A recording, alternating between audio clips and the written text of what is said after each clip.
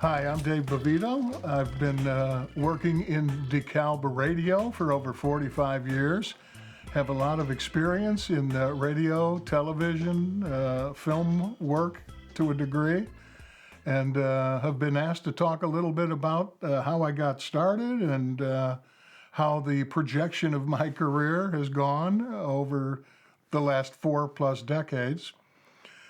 We can start going back all the way to my youth. I was born and raised in Rogers Park, Illinois, Chicago, Illinois, and up on the very far north side, just about 2 blocks south of the border with Evanston, right up on the lakefront. My earliest remembrances of being interested in radio and television, believe it or not, I was probably not much more than about 6 years old, and I had asked my parents one Christmas to buy me a reel-to-reel tape recorder. And when I got it, I was just fascinated with the whole concept of recording my voice and hearing it come back. I had the microphone in my hand. At those times, they were like lavalier microphones that looked kind of like lollipops. They were round and easy to hold, and I was just captivated as a kid. I guess several years later, I was still doing some recording and whatnot in my bedroom at my house with my tape recorder, and my parents walked in one time, and they just saw me talking into this thing nonstop the whole time. And they kind of looked at each other like, boy, what did we do here? We got this kid something he's completely involved in. So flash forward to when I go to high school. I went to Gordon Tech High School in Chicago, which is literally across the street from Lane Tech and WGN Television. The reason I went to Gordon Tech High School is because this is like 1971. They had a closed circuit, fully functional television studio in the high school. In 1971, it was pretty much unheard of. And each classroom within Gordon Tech was one of the biggest high schools in the city. We had about 3,500 kids attending the school. And in each classroom, from the ceiling was a television set suspended from the ceiling. And every morning during homeroom, everyone turned the television set on, and there was a 15-minute news, weather, and sports program. And for 3 of the 4 years that I went to that high school, I was the anchorman. I was the news anchorman on the station. It was called WKGT Channel 4, and it was CCTV, closed cable, closed circuit. So I did that for 3 of the 4 years. I was on the air every morning with my coat and tie, delivering the news in front of cameras. One of my teachers there had asked me, gave me an assignment as a TV reporter to go and interview some radio people. There was a real avant-garde radio station in Chicago at the time called Triad Radio. And they said, go and talk to some people at Triad and get a story and bring it back. Well, so I found out who to talk to. I went to the house that they all lived in, these DJ type people. And when I got there, they were all in just like jeans and Hawaiian shirts. And here I am, I'm a 16, 17-year-old kid having to put a coat and tie on. And I'm talking to these long-haired guys in jeans talking about radio. And I thought, boy, let me think about this here for a minute. Do I want to continue in the TV? But the radio was really kind of calling my name because it was so free form and didn't have to put a tie and coat on every day. So that's kind of how I got the inkling that maybe radio might be better than TV. My next door neighbor when I was a kid growing up was a guy named Dan Ronan. He went on to become a reporter, on-air reporter for CNN back in the early days of CNN. And while we were in high school, he came to me one day and he said, "Hey, Dave, um, there's a new radio station that's opening up at Northeastern Illinois University in Chicago. And they're looking for announcers. They're looking for DJs. You ought to go." Now, I was still in high school, but I kind of looked like, by the time I was in a senior year in high school, I kind of looked like I should have been in college. I had real long hair and a beard going on and everything. And so they hired me to, it was a non-pay thing. Um, they hired me to do the Thursday night show from 6 to 10 p.m. on WZRD, The Wizard, out of Northeastern Illinois. So I did that. It was real, again, back in the early 70s, mid 70s, everything was, especially on FM radio, very free form. Yeah, a lot of us brought our own records to play. There was no format restrictions or anything like that. So I did that for a while, and then somehow, some way, the people there found out that I was a high school kid, and I didn't go to that school. So they had to let me go. But that was pretty much at the time I was graduating high school, and I was coming to NIU to go to college. And of course, as soon as I got here in 1975, I immediately walked in to the college radio station, WKDI, said I'd like to, get a program, a show or something. The first semester of my freshman year, I had walked in, and I might have walked in a little bit too cocky because I had already had this experience on radio at Northeastern. And so they said, "Well, all we have is an overnight shift for you from 2 a.m. to 6 a.m. So I turned it down. I said, "No, I'm not going to do that. I've had better shifts." So I waited a semester, and then in the second semester, when January started, another shift opened up, and they brought me on. Stayed there for pretty much my whole college career. The whole 4 years I was in college, worked my way up from being just one shift, 2 shifts a week, into becoming the music director, picking out all the music and whatnot.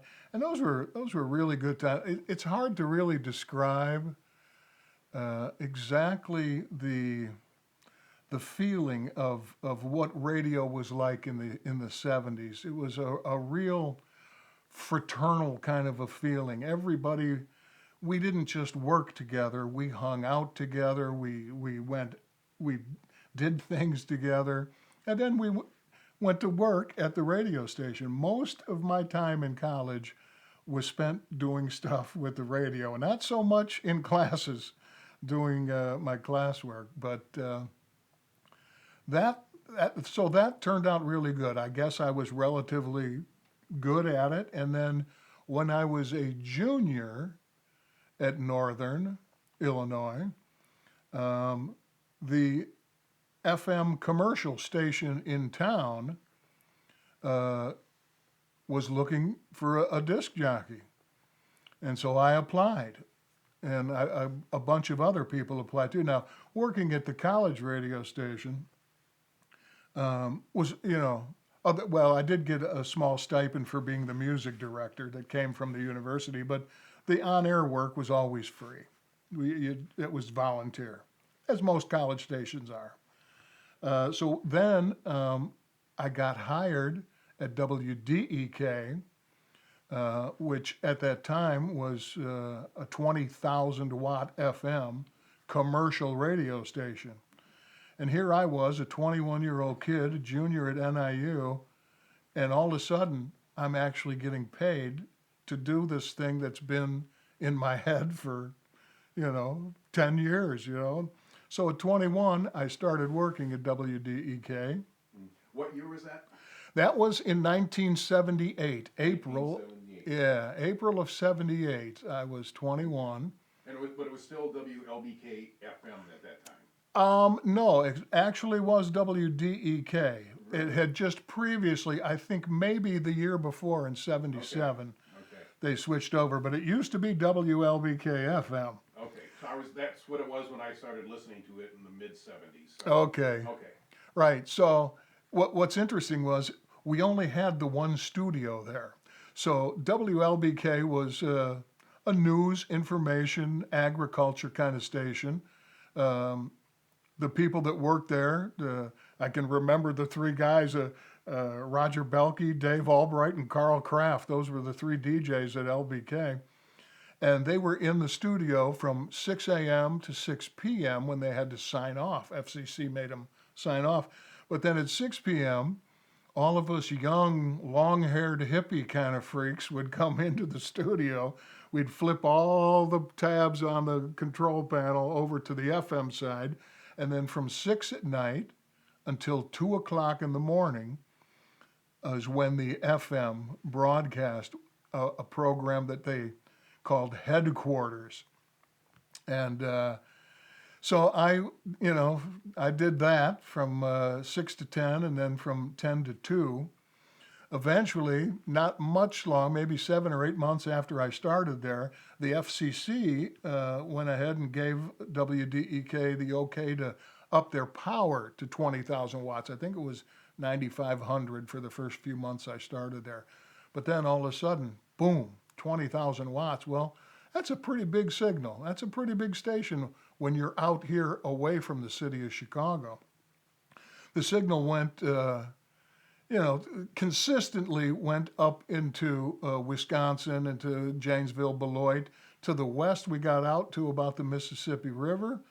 And to the east, once we got into the suburbs, the rest of the radio noise kind of drowned us out. But it was a really big area of Illinois that we were talking to.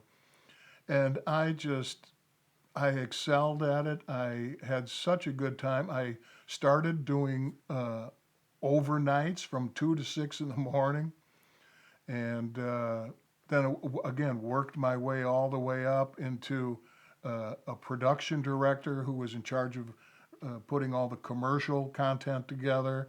Then I became the music director, picking out the music that was going to be played.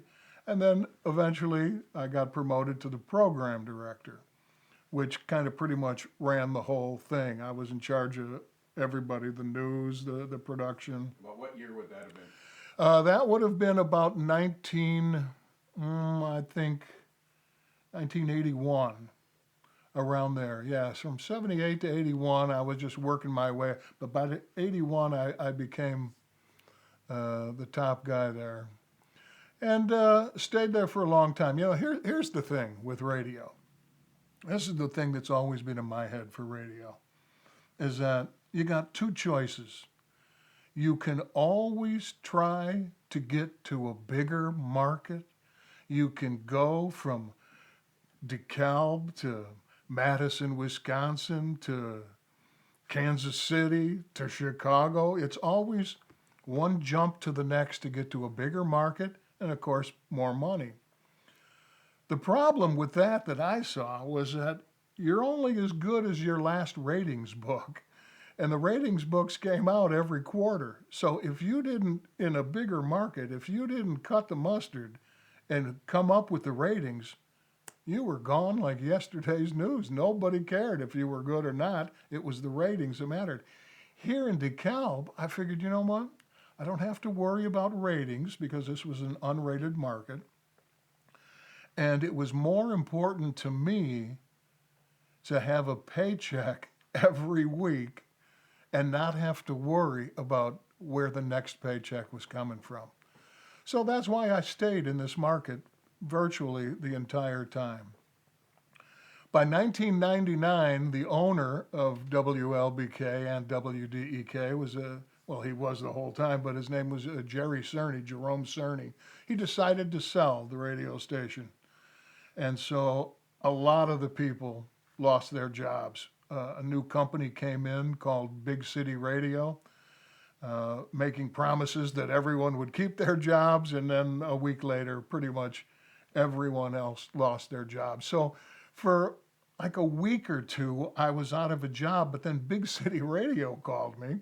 As a matter of fact, it's interesting because I was actually in an interview at another station in the southern part of DeKalb County, in Plano, WSPY. I was interviewing down there when I got a call from the company that bought WLBK saying, would you be interested in coming back as the general manager until, because they weren't really interested in the AM, WLBK. They wanted the FM signal with the 20,000 watts.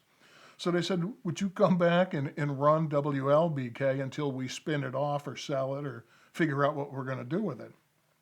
And I'm like, and they said it comes with a free car. So I said, yeah, I'd be happy to come back and do that. So I did that for about maybe 2 years, year and a half to 2 years. And then I got another interested call from the other radio station. In 1990, the first other FM radio station, if that's not good grammar, but another FM radio station came on to the scene for the first time ever in August of 1990. And it was WDKB, known as B95. The general sales manager at B95 was a gentleman that I worked with a little bit I worked for the DeKalb Corn Fest, a big music festival. And I worked with him on this music festival committee. And he said, hey, you're the GM at LBK. Why don't you think about coming over and getting out of the music formatting stuff and getting into sales? And I thought, I had pretty much gotten to the point monetarily where I wasn't going to be making a whole lot more. The position I was in kind of had a cap on it as to what you could make. But with the idea of going into sales and still being involved in the radio kind of appealed to me. So I was a little leery at first, but I went over to B95 and I went into sales. And I did very well. I was doing okay, making a lot more money than I was as a DJ and a program director. So I thought, well, this isn't too bad. And then 2 years after I was there, the general manager, this guy that wanted me to come, he decided to quit and retire. And so the owner said, why don't you become general sales manager? So there you go. Within 2 years of me starting there, I was promoted to the general sales manager. I did that for almost another 20 years. I was at WDEK from 78 until 99. And then I started in May of 2000 at B95. And I stayed there the whole time as general sales manager, except for those first 2 years, up until that owner decided to sell. Her name was Tana Konech, and she had owned it from day one in August of 90, and then in September of 2018, she decided she was going to sell. She got a good offer from a company in Rockford that owned 5 radio stations in their cluster. And so they added DeKalb to it, and they let everyone go again. And here's the other thing too: is back in the 70s when we were in radio, the air staffs were huge. Of course, we had 2 radio stations, but we had 3 or 4 people in our news department. Nowadays in radio, you're lucky to have 1 or 2 if you're lucky. So the air staffs, the entire radio staffs were much bigger in the 70s and 80s. By the time 2000 rolled around, 2010, everything was kind of condensed. A program director in one cluster was now being a program director for the other 3 in the cluster. So a lot of jobs were being lost. Our staff at B95 when we sold was a grand total of about 7 people. And at DEK we had about maybe 35 people working. So the whole concept of radio has changed tremendously over 40 years. You know, nowadays people have so many other options to listen to gather news or just to listen to music. Back in the 70s and 80s and 90s, you had basically, especially in the DeKalb Sycamore market, you had radio and you had newspaper, and that was it. There wasn't even any cable TV going on at that time. But now here, you know, as we're well into the 21st century here, everything has kind of changed. It makes me a little sad because there's no more records. There's no more physical records, vinyl to put onto a turntable. There's no more turntables. There's no more machines to play the audio commercials. All of that's gone. Everything now, radio-wise, is just on a laptop, pushing a button. You don't see the music. You don't get to interact with the music. You just push a key stroke and the music comes on. So, being an old timer, I kind of miss the old days when you had to get the disc washer out and wash that record clean so it sounded as good as it could. So let's go back to the old days and just kind of talk about what was the format for DEK at that time, because you guys were alternative, progressive, like XRT in Chicago, right? As opposed to Top 40 and all the crap that all the other stations. Correct, and that was one of the. We were just as you had mentioned, we were a very alternative, kind of underground. Like I said, we used to be on from 6 at night to 2 in the morning with a program called Headquarters, and what's good about. Remind me again. Tell me what you wanted to know here. Just about what was the program, the type of program. Oh, okay, yeah, right. So we were known. DEK was known at that time in the 70s as WXRT West. Some of the people that worked at DEK before I got there, a couple of years before I got there, left there and went into Chicago and became big radio people on WXRT. Bob Gelms, a lot of people will remember. Bob Gelms was the music director there and the afternoon drive announcer in the 70s and pretty much through the early 80s. And John Bell.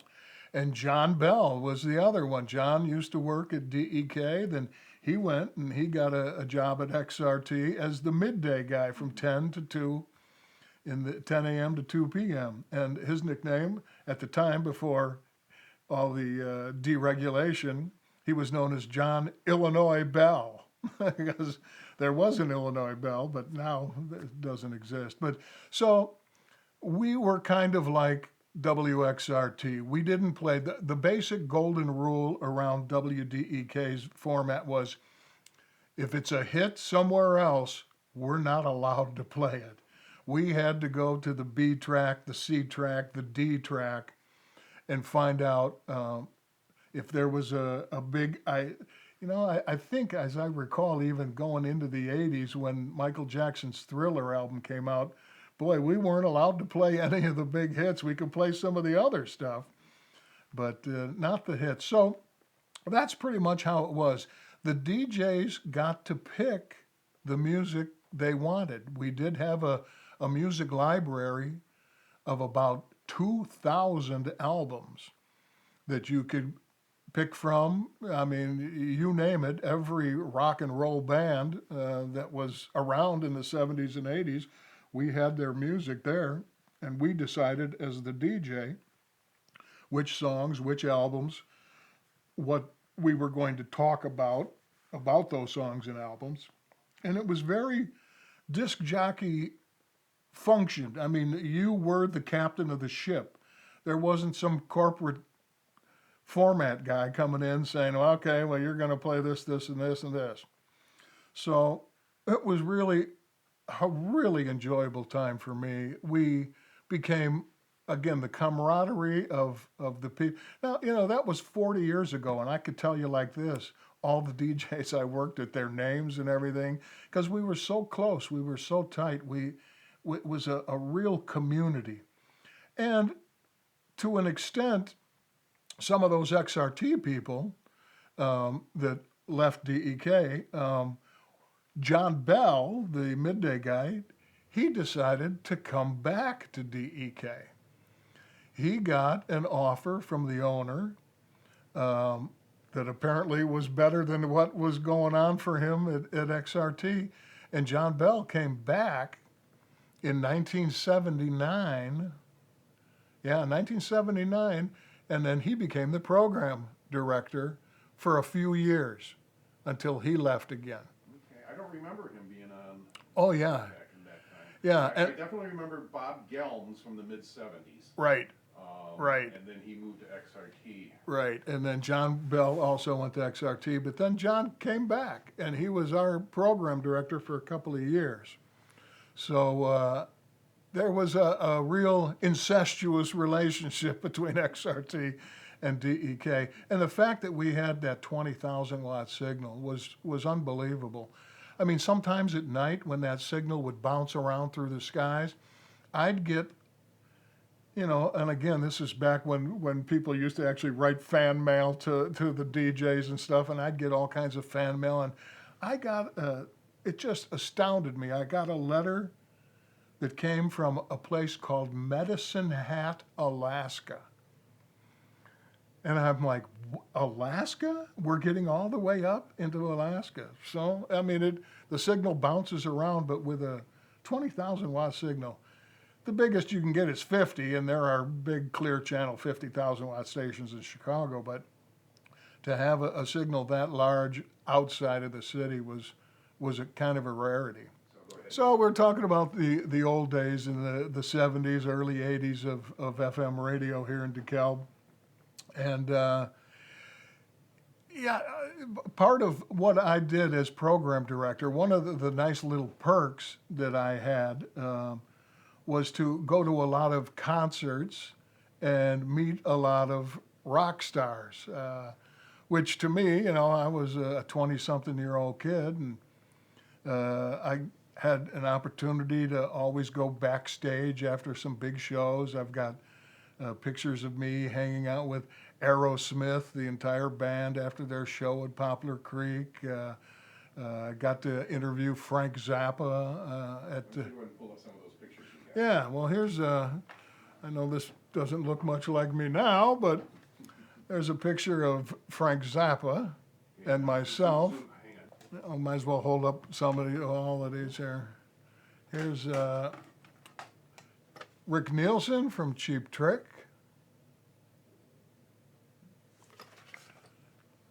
Here's John Bon Jovi, back when he had long hair. So I got to meet all kinds. I mean, literally probably close to 100 different rock and roll people that were really big in their day. One of the treats I had that I enjoyed the most was getting to meet Bruce Willis, because Bruce used to have a band called Bruno and the Heaters, and they played one time at the Poplar Creek, and they were on a record company that I was in real tight with as music director at the time. So I got to go backstage and meet Bruce Willis, get my picture taken with him, and actually go to a little after party at Jim McMahon's bar back in Chicago. And we stayed out all night partying at the bar, me and Jim McMahon and Bruce Willis and a bunch of other people. But I had to be on the radio the next day at 10 a.m. and I hadn't left Chicago until about 6 in the morning. So it took me a while to get back to DeKalb and had to go on the air. But lots of different stories like that. Met Paul Schaefer. I've met Keith Partridge, David Cassidy. Yeah, I know. Teen heartthrob, Tiger Beat guy. Well, I grew up with the Partridge Family and the Brady Bunch. So Right. So, I mean, those were great stories. I felt like I was doing something kind of important by getting to meet these people and then going out and playing their music on the air, because really that's really what the artists want. They need radio exposure, and at that time radio was pretty the only much the exposure they were going to get. So I was happy to certainly help out with that. Okay, so a lot of people think that when they hear a really long song on the radio, that something, the DJ's off doing something that maybe he should or shouldn't be doing. But uh, case in point, like one of the longest songs we could have played back then was Iron Butterflies in a Gata de Vida. Was about, I don't know, 21 minutes. About 17, 18. 17, okay, it was a long track. And really, there was nothing nefarious going on. We were usually going to the bathroom, is what usually happened. So we needed a long track to make sure we could get out of the studio, into the bathroom, back into the studio before the track ended. There were a lot of long tracks like that. Peter Frampton's Do You Feel Like We Do? That one was a 20 plus song. So I remember one day I was driving past the radio station late at night going home, and I was listening to the station and I was listening to my overnight DJ, and all of a sudden I went past the station and I saw about 8, 9 cars out there at 2 o'clock in the morning. I'm like, what's going on now? I let myself in, and the overnight guy had about 6 or 7 young teenage girls in the studio with him doing I don't know what, but the bottom line on that was I made sure they all got out of the studio very quickly and had a little talk with the DJ that this was not a party room for him and his excursions. So things like that occasionally happen, didn't happen too often. In the earliest days of DEK, it was free-form alternative music. We weren't allowed to play anything that resembled a hit that was on other radio stations. One day, after several years of this free-form style, the owner, Jerry Cerny, decided he wasn't making enough money sales-wise. The sales weren't as good as they should have been on the FM. WLBK was very strong, the AM station, for sales, but as long as he was paying an FM staff, he wanted to see more revenue. And he thought the only way to do that was to get rid of the alternative free-form format and bring someone in from the East Coast to oversee things.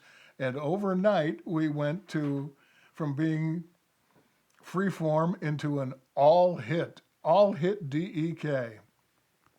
And well, some of the DJs left; they didn't like it, but I stuck around, and so we were all hit DEK for maybe the last 10 years that I was there, and then this company decided to buy from Jerry Cerny, buy the radio station. From what I heard, they paid about $6.5 million for both stations, for WLBK and WDEK. Yeah, I'm pretty sure it was about 6.5 million. So Jerry Cerny was very happy. He made his money, and Big City Radio took over. Now, Big City Radio was based in Los Angeles, and their theory about radio was this.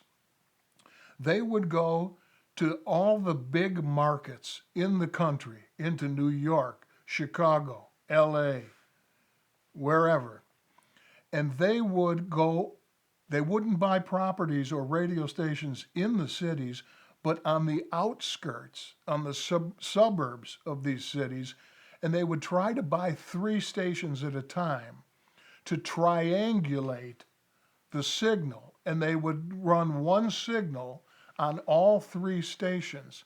So they bought WDEK for their western point of the triangle. They bought a station in Arlington Heights for their northern point.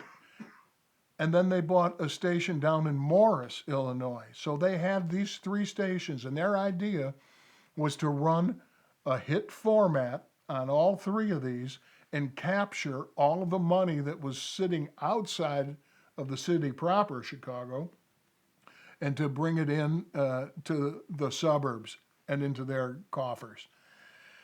They couldn't quite technically figure out how to get the triangulation going, to get all three stations. They figured this out after they bought all three stations and spent, and again, DEK with their 20,000 watts, they spent the most on that.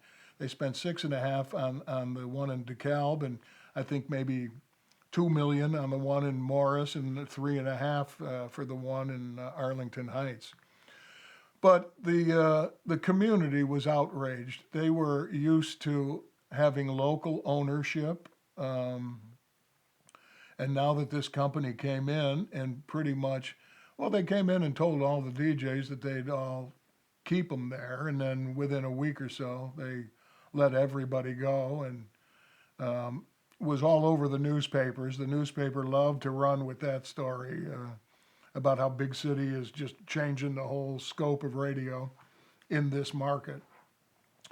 So that didn't go over real well. The guy who was in charge of Big City Radio was a gentleman by the name of Michael Kakianis, and he was in charge of all of them, New York, Chicago, LA. And after about a year of him trying to get all this triangulation, he resigned or he was let go or something, but he made out real good. They gave him over $1 million golden parachute package to leave the company. So after he left, after the company, Big City Radio, I believe, I'm not sure, I got to double check this, but I believe they sold it to an Illinois station called Prairie Communications. They owned it for a few years. And then Nelson Multimedia, Larry Nelson, a very famous radio owner in the southern part of DeKalb County, he made a bid for WLBK and purchased it. I'm not quite certain what he purchased it for, but lo and behold, WLBK came full circle and is now back to ownership of a family ownership, the Nelson family, and they were based in southern DeKalb County in Plano and Sandwich. So WLBK moved from their studios after Big City Radio sold them. They moved out of their North First Street studios into a new studio area over on Sycamore Road, Route 23 in Barber Green. And that's where they've been now, I think, for 15 or 20 years since then. So after my radio station, B95, that I was the general sales manager, sold, they sold it to a company called Midwest Family Radio in Madison, Wisconsin. I worked for them for about 7 or 8 months, and then they came in and wiped everybody out. So again, at the time when I had no job, Larry Nelson from Nelson Multimedia gave me a call and said, "Hey, do you want to come back to WLBK and do some more of the sales stuff?" I said, "Yeah, I'll do that, but I really kind of just want to work part-time. I don't want to crank an 8 to 5 day." I said, "I can, let's do like 10 to 2, 4 hours a day. I'll do sales for you." He loved it. He had no issue with it. So until I reached my full-fledged retirement age, the last 3 years, almost 4 years, I went back to WLBK and worked there doing sales for them. So I came full circle. I started there in '78 and I finished there in September of 2023. Okay, so let me just back up when Big City took over. So I was running the haunted house. Yes. Milwaukee Kiwanis haunted house.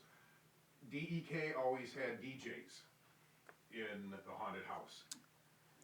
Until Big City took Big over. City came in, boom, that was it. Yeah.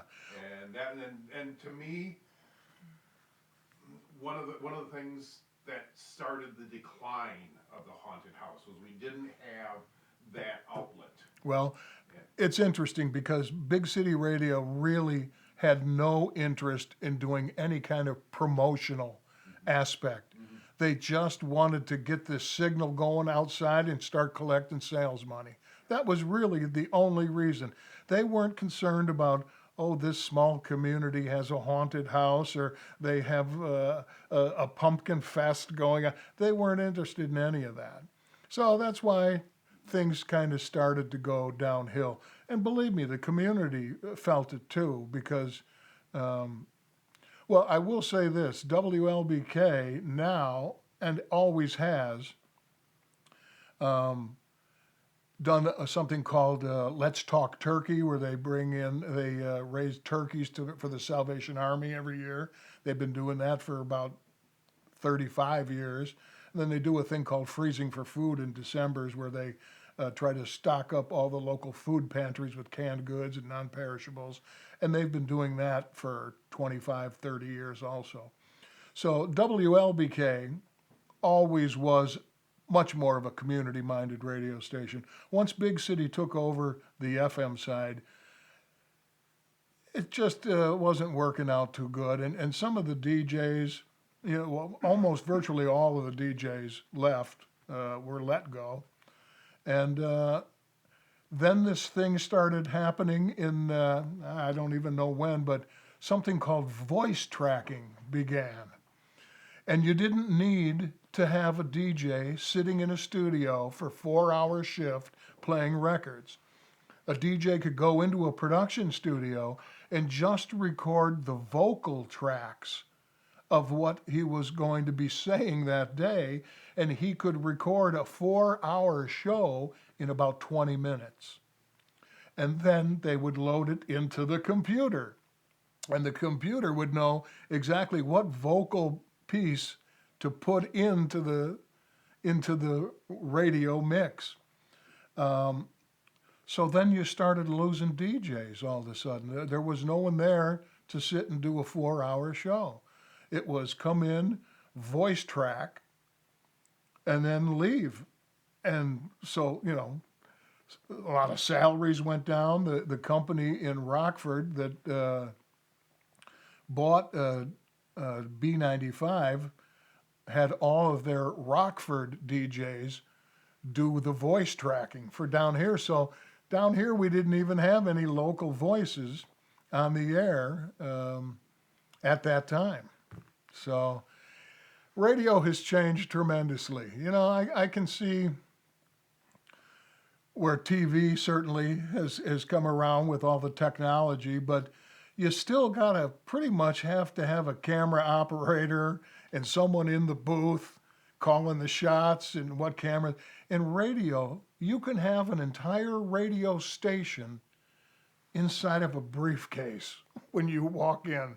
Just open it up, hook it up, and away you go. That's really all you need. You don't need much else of any. Well, maybe a microphone too. Okay, so how relevant do you think radio even is anymore with music being streamed on Spotify, Pandora? I have Pandora. That's how I listen to stuff. Right. The relevance of radio has taken a tremendous hit. It's just not that relevant anymore.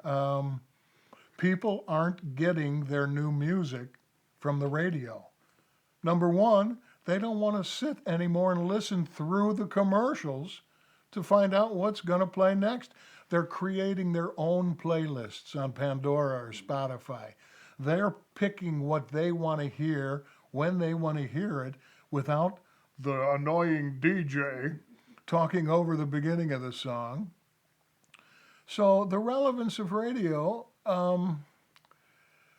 it's if I had to pick on a scale of 1 to 10, I'd say it's fallen from a 10 down to about a 2, maybe even a 1. It kills me to say that, being an old timer, that's worked in radio for 45 years.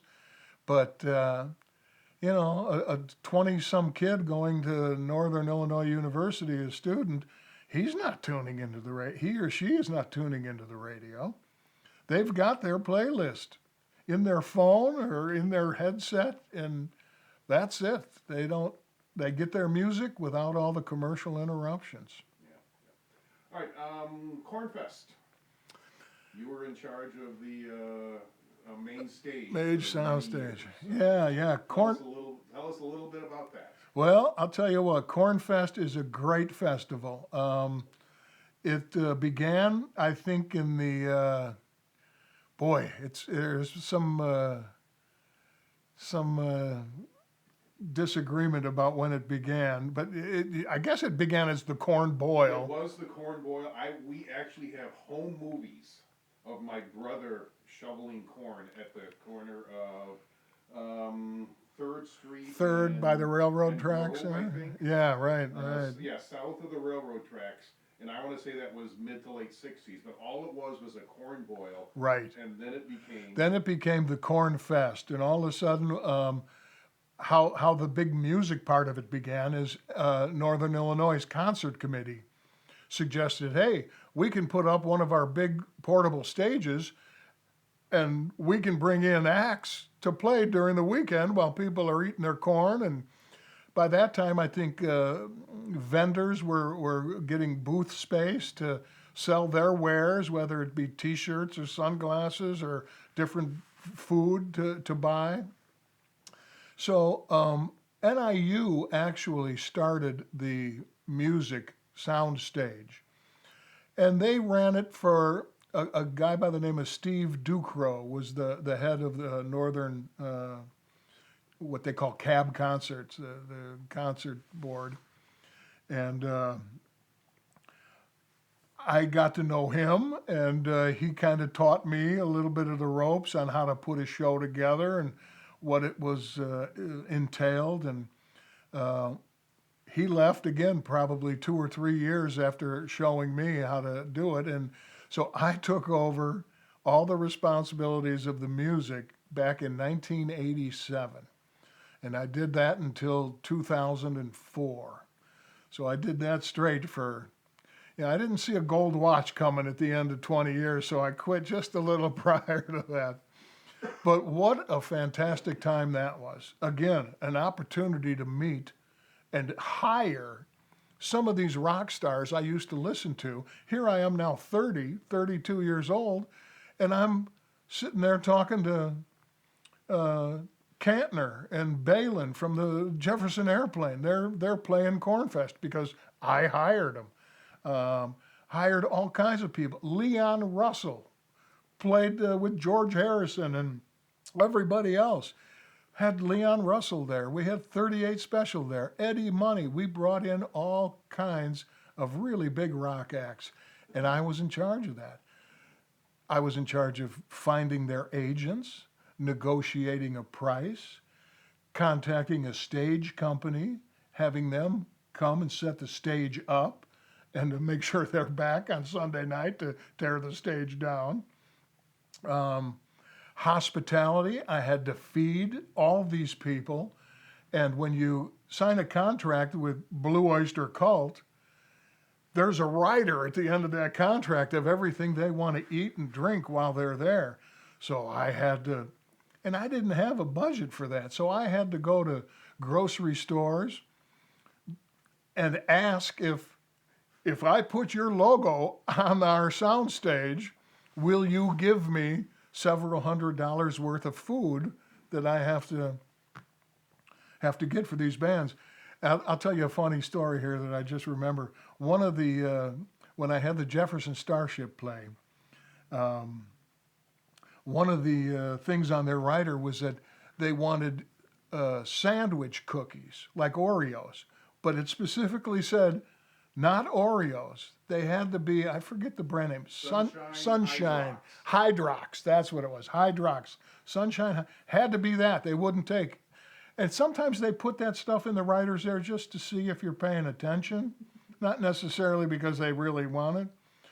But so I had to scramble. At that time, there were no Hydrox cookies in DeKalb. I don't know where I got them, but I found a couple of packages of Hydrox. And as I thought, they didn't even open them. They just left them sitting there. But those are the kinds of things. So I had to provide food. I'd call up pizza places. Hey, could you deliver 25 or 30 pizzas that day? I'll put your logo on the soundstage. McDonald's, could you feed my stage crew? I was in charge of hiring a crew of about 15 guys that would work, helping put up the stage, but basically to move all these rock stars' equipment from their bus or truck or trailer up onto the stage and getting it all set up where it needed to be. It was a fascinating and exciting time for me. Year after year, 18 years, I did it, and I met some of the biggest rock stars that would play a festival. Now, of course, I say they're big. They were big in the 60s and 70s, but by the 80s, they were on the concert, the state fair circuit, But it didn't matter to me. Eye of the Tiger. Yep, Survivor played several times. Boy, I wish I had so many. Also, you used to get a lot of really great Chicago blues artists. Yes. So when I left, the last show that I put on, the very last artist of my last year was Joan Jett. Here, you want me to hold the picture up there? It's kind of a dirty. It's not a clean. But there's Joan Jett.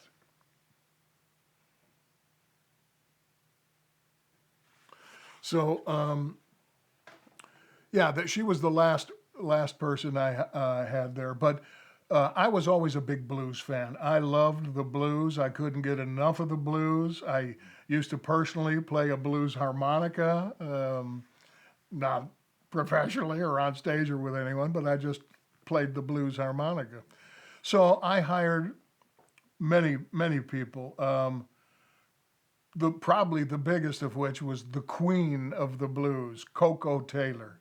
Coco Taylor, I actually hired her 3 times over the course of those 18 years. She loved to play the Corn Fest. When it was her time to get off the stage, she didn't want to leave. She just wanted to keep on going. Coco Taylor I had there.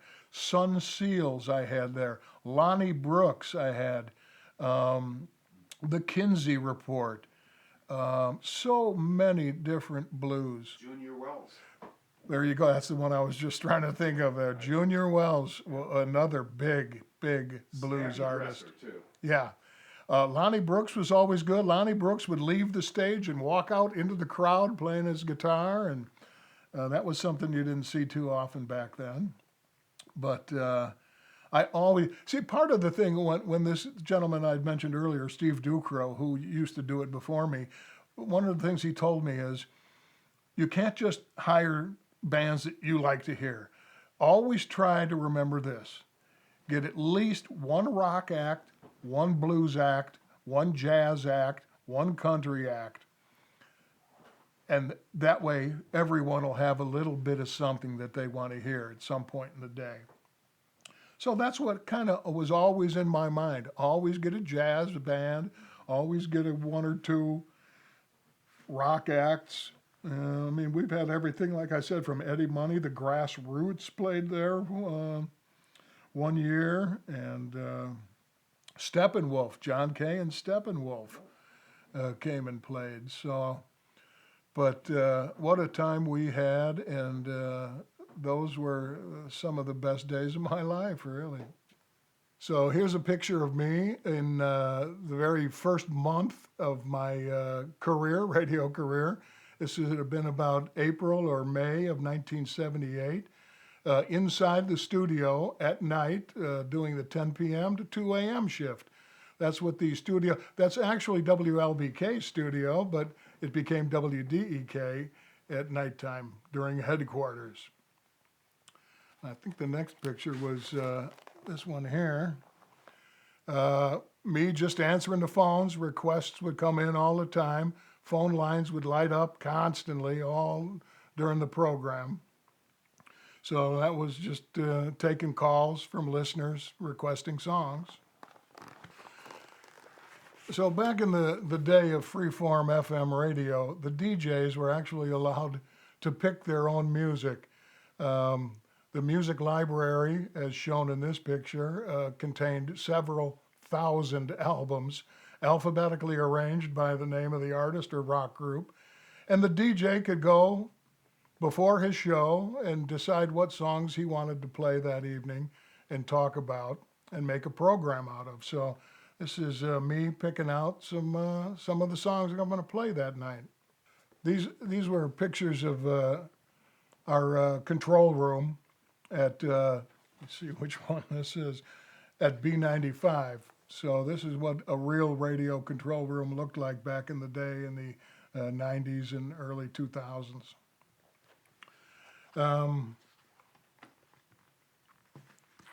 We were talking about the blues earlier on. The queen of the blues, Coco Taylor, played Cornfest several times. And there's a picture of her and me backstage. The great thing about the blues artists, they were so low maintenance. Unlike a lot of these rock bands, these blues guys, just give them a hamburger and a cold beer and they were happy. They asked for nothing else. And Coco Taylor, talk about unassuming. This picture was taken in a construction trailer on site that we used, and she was going to go in there and change into her stage clothes. She had a wig and a sparkly, glittery dress, but she took a picture with me prior to her getting into her makeup and her clothes and everything, and I thought, wow, who does that now? They would never let you see them unmade up before. So I had great respect for her. It's too bad she's passed on a long time ago, but boy, did that woman know how to play the blues. So this picture here is funny because the studio was brand new. The studio was probably only a week or two old. And I was working my shift, and a photographer from the student newspaper, the Northern Star, came in to snap some pictures for the newspaper. So at that time, when I was actually much younger, I read a book that Larry Lujack, famous DJ in Chicago at WLS, Larry Lujack wrote a book called Super Jock.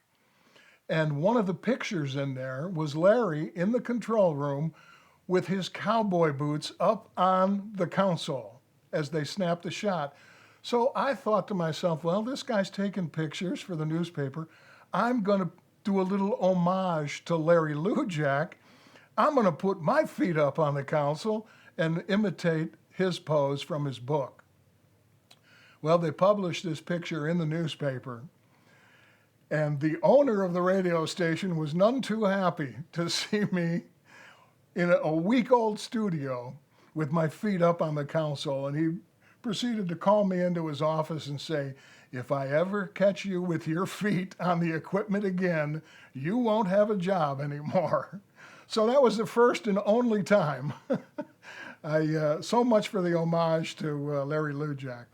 But that's the behind on that particular picture. Well, listen, I want to thank all of you for having me here. It's surprising that anyone's actually interested, but I'm glad you are. I hope I enlightened you a little bit as to how radio was and maybe how radio is and maybe how radio is going to be in the future, if there is radio in the future. One last thing I want to say, you can edit it in if you want. But we're worried. There's so much emphasis in the 70s, 80s, 90s on the market. What market are you in? Oh, I'm on the 3rd market. I'm in the 15th market.